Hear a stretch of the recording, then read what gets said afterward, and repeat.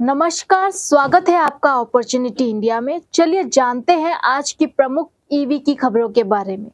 Servotech power और Electra EV ने Bharat DC 001 वाहनों के लिए फास्ट डीसी चार्जिंग टेक्नोलॉजी का किया सह विकास।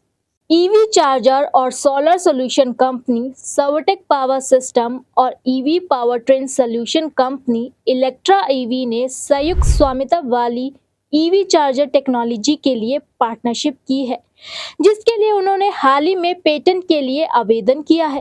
ये सॉल्यूशन छोटे अतिरिक्त गैजेट का उपयोग करके कनेक्टर जोड़कर CCS2 चार्जिंग नेटवर्क से किसी भी GB/T भारत DC 001 वाहनों की फास्ट DC चार्जिंग को सक्षम करेंगे, जो उप 200V DC प्लेटफॉर्म पर है।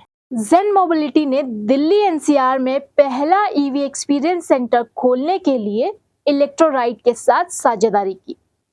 गुड़गांव बेस्ड ईवी स्टार्टअप जेन मोबिलिटी ने इलेक्ट्रिक वाहन रिटेल प्रोवाइडर इलेक्ट्रोराइट के साथ पार्टनरशिप की है। इस पार्टनरशिप के माध्यम से दिल्ली NCR में अपनी रिटेल उपस्थिति का विस्तार किया है। यह दिल्ली NCR में रिटेल ग्राहकों के लिए जेन मोबिलिटी के मल्टीपर्पस ईवी की पहुंच को बढ़ाएगी।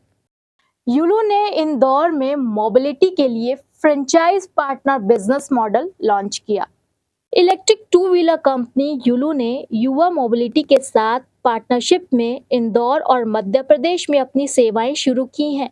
ये भारत में मोबिलिटी को लोकतांत्रिक बनाने के लिए यूलू के पहले फ्रेंचाइजी पार्टनर के नेतृत्व वाले मॉडल को भी चिन्हित करता है।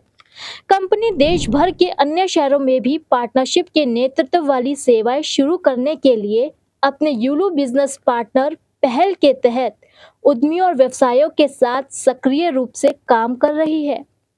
लॉग9 मटेरियल्स की LTO बैटरियों को BIS सर्टिफिकेशन मिला।